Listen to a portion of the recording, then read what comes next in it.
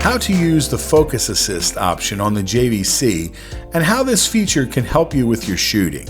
The Focus Assist button is located on the side of the camera in the upper left.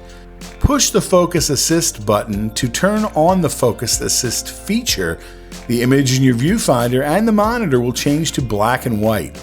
A black and white image is easier to focus than a color image because of the increased contrast. Zoom in on your subject and focus the camera. As you focus the camera, blue lines will appear. These blue lines will show you what part of the image is in focus.